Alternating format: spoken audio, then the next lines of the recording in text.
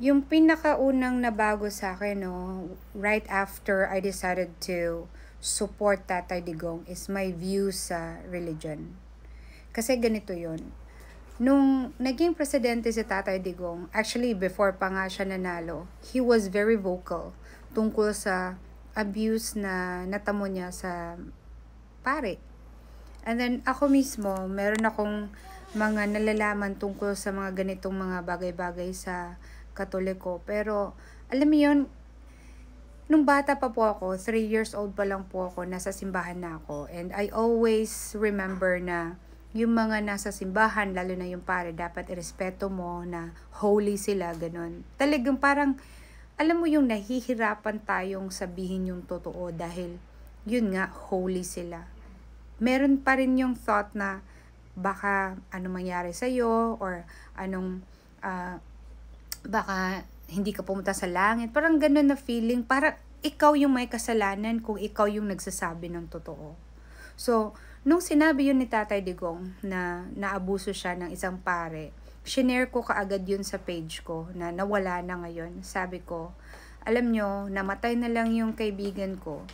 Hindi pa rin siya nakakuha ng hustisya or kahit sorry man lang galing sa isang pare na namules siya sa kanya. So, parang yun ang hirap. Tapos, yung isang kaibigan na nagsabi sa akin na wala na ngayon, pumunta na sa langit, yung nangyari sa kanya, hinipuan siya sa dibdib. Yun yung sa kanya. Hindi ko alam kung meron pa bang ibang nangyari, pero yan yung sinabi niya sa akin.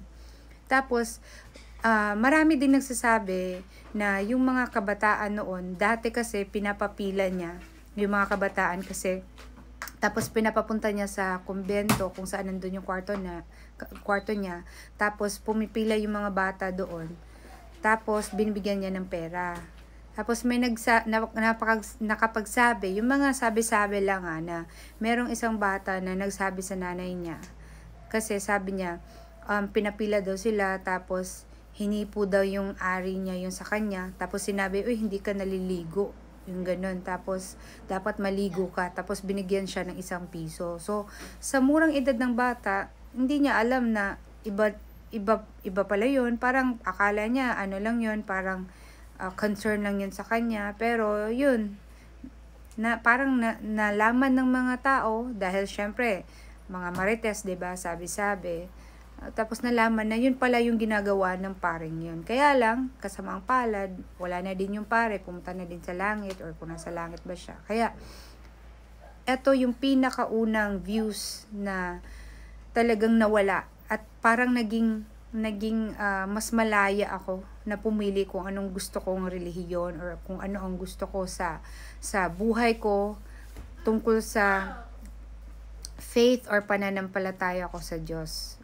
Basta importante talagang you believe in Christ and you believe in Jesus Christ and you believe in God. Yan naman ang pinaka-importante sa lahat. And then, of course, dahil sa mga pangyayaring ito, at presidente pa mismo natin nagsabi sa experience niya. Kaya, pinopost ko at meron ako na research talaga kung gaano kalaki ang impact ng mga sexually abused or molested na mga Roman Catholic members or devotees na nagsabi talaga hanggang matanda na sila, dala-dala pa rin nila yung guilt feeling na imbis na sila yung biktima, sila pa yung nagiging guilty. Tapos lumabas na yung maraming mga issue, 'di ba, na pati yung mga pope may mga anak, tapos yung mga madre. Alam nyo na yan. Ito pa yung pinakamalala. Meron akong kakilala, pumasok siya sa pagkapare. Tapos lumabas siya kasi nakita niya yung mga pare, as in talagang lalaki, yung mga binabanatan. Kaya, ang hirap sabihin, no? Kasi, yung pinipili mo yung ibang kasarian, hindi naman kasalanan yun. Pero, the crime is when you do something to violate yourself and others.